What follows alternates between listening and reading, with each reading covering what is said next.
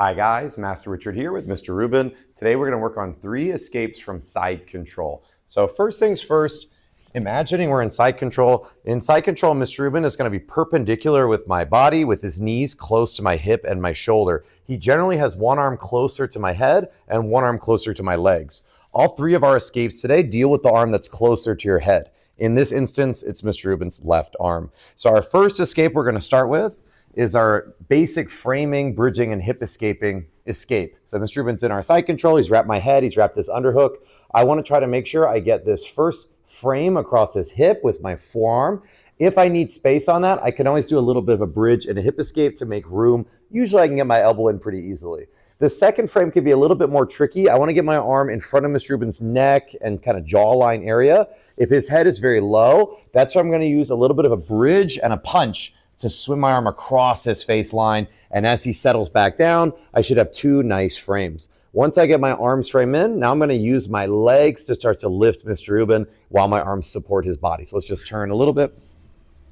I take a bridge up and towards Mr. Rubin's body, lifting him while I maintain my arm frames to keep him in place. I do a quick hip escape away, and now I have plenty of room to bring in my near side knee across Mr. Rubin's belt line, so my knee and my elbow connect. This is where I can start swimming my arm frames across his shoulder a little bit more, and I'm starting to square up. Now we're in a little bit more of a parallel orientation. My outside leg can swim underneath his arm and step to his hip, either into an open guard or into a closed guard, but at least now we're out of side control.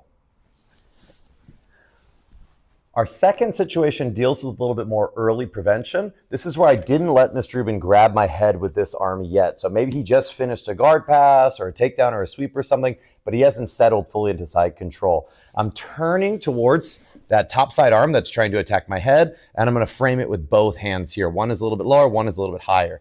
The arm that's higher is going to start to slide down towards his wrist area. I can grab his wrist or his gi.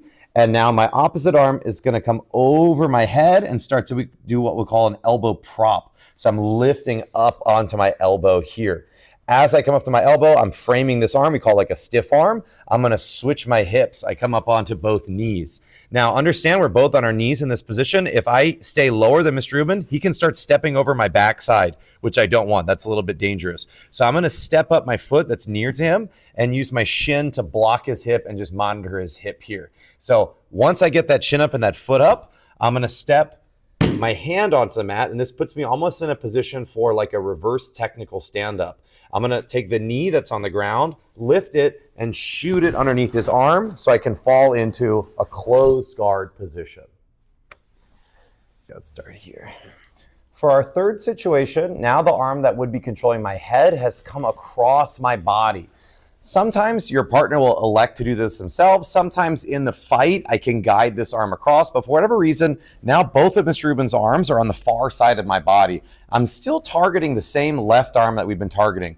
I start on my side, 2 arms on one like we did before. And now I'm going to do the same idea. My top hand is sliding down, this time around his forearm or his elbow.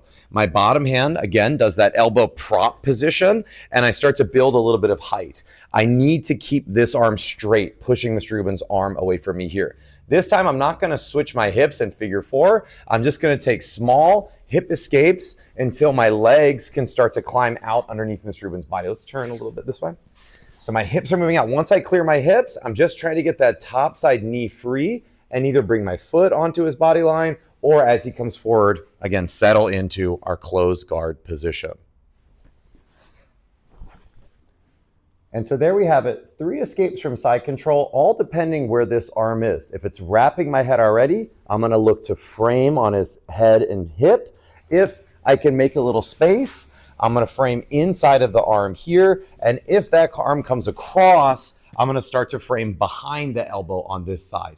3 different ideas, all from side control and hopefully getting you out of this terrible position.